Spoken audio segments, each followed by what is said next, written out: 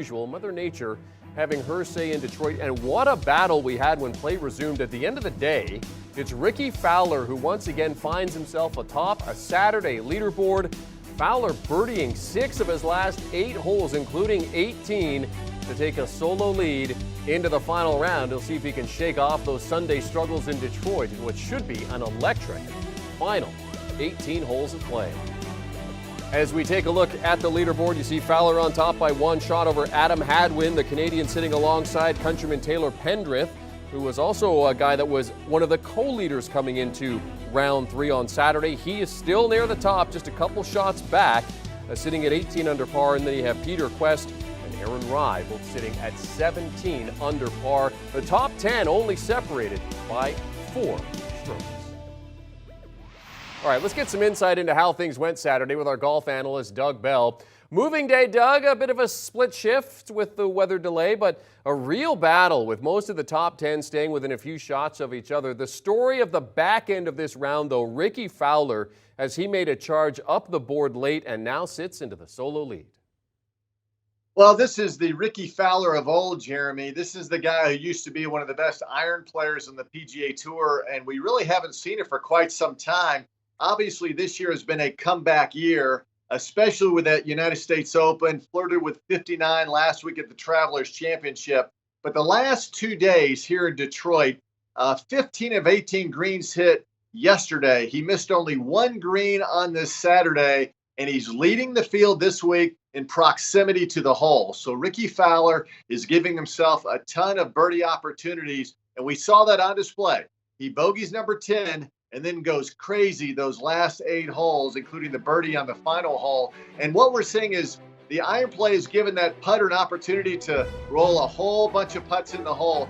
Back when Rickie was at the top of his game, he would hit these short putts in with authority. I mean, he would knock them in the back of the cup. Haven't seen that in a long time until now. The confidence is clearly back for Rickie Fowler. It was fun to see. The crowds are going to be enormous, even though the rain will be coming down on Sunday. Big galleries will be following that final group there in Detroit. Doug, how do you feel about him given the fact that we've seen him here before a few times this season and he hasn't been able to close the deal? So how do you feel about him at this point in time based on what you've seen this weekend that he can do it this time? Jeremy, if you look at the analytics, he is tied for 54th on the PGA Tour in final round scoring. That is not good. That is not going to get you too many W's on the PGA Tour. These are the best players in the world who know how to close the deal. So Rickie needs to get back to the form that he once had. And I do believe this. I think when you've been there and you don't get it done, it's battle scars. I mean, you build up a lot of notches on the belt. Rickie's had them before. He knows how to win. He knows how to close. And I think he just might get it done here. Listen, Rocket Mortgage is one of his big sponsors, and he's the most popular guy here on the property. I mean, the crowds are enormous around this guy. So we'll see. I got a good feeling about Rickie in this final round. Well, a couple of guys are going to be chasing him, a couple of Canadians. Adam Hadwin on top for most of the latter stages today until Fowler managed to take control right at the end. Hadwin still in a good spot for Sunday, though, Doug. No question about it. As we've talked about on this show, it has been the year of the Canadian golfer on the PGA Tour. Already 4 winners among Canadians on the PGA Tour this season, including Nick Taylor's amazing win there in the playoff at the RBC Canadian Open. So there's something right about Canadian golfers. These guys are all good, including Adam Hadwin. This guy has a 59 on his resume. He's won on the PGA Tour. He's one of those steady eddies. Week in and week out, his name crops up in the leaderboard all the time.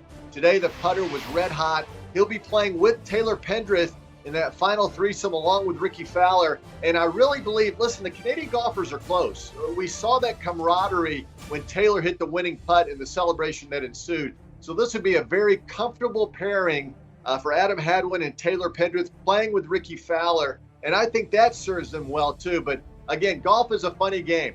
And when you count and look at all the success Canadian golfers have had this year in the 2022-2023 PGA Tour season, it could likely happen again. Would not be a shocker the way things are going. Well, I mean, two of the three of them are sitting there right there going to the end. Let's talk about Taylor Pendrith. You mentioned him right there as well. Kind of faded at the end. He went bogey, birdie, birdie, bogey to finish. When you look at that back end of his card, Doug, how could that finish affect his mindset for Sunday, especially considering that he is in this final group with Hadwin and Fowler? I thought the final hole in this Saturday was sloppy. He let that drive get away from him and just really didn't hit a quality shot up there to salvage his par. So I think that was sloppy. And remember last year, had an opportunity playing in that final group with Tony Finau and shot an even par 72 on a golf course where even par, you're going to lose a lot of ground. So again, going back to what we said about Rickie Fowler, Taylor Pendrith, got some battle scars. Very talented guy, was on the President's Cup team last year and really became known. He played well at the Players a year ago, had some injuries, and then came back strong in Detroit. So he earned that nod to the President's Cup team.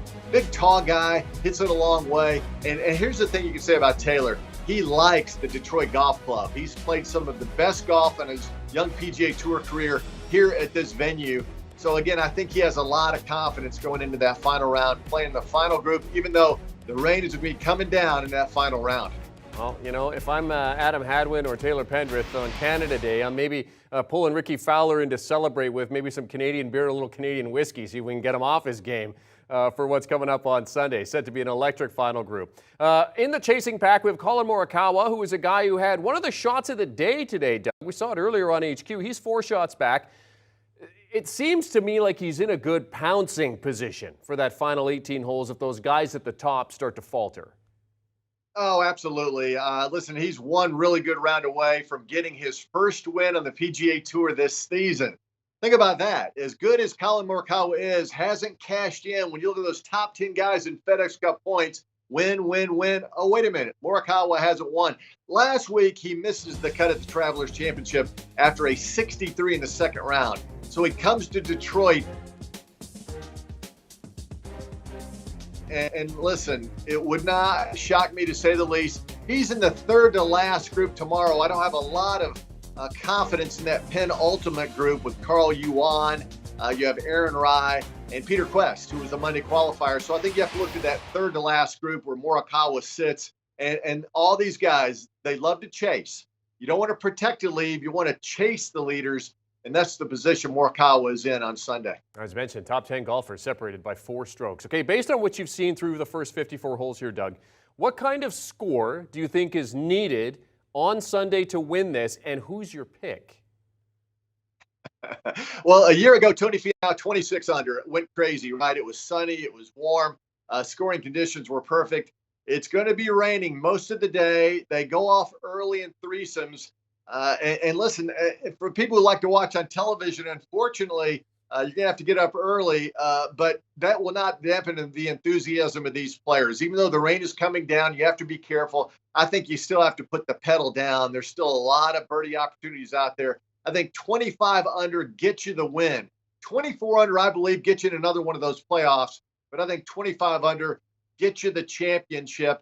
And I'm going with Rickie Fowler. Again, I've learned over the years that you cannot bet with your heart. That's dangerous. Though the bettors always tell you, don't do that.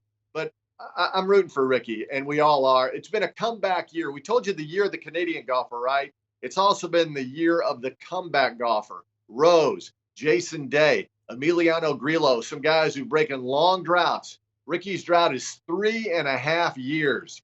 And I think he gets it done in that final group on a rainy Sunday in Detroit, Michigan. Well, the winner takes home a cool $1.5 million and 500 FedEx points. Our golf analyst Doug Bell joining us to discuss the third round at the Rocket Mortgage. Set to be a great final round coming up on Sunday, and it is coverage that you'll be able to see with us on CBS and, of course, streaming on Paramount Plus. Our final round action underway at 3 p.m. Eastern Time.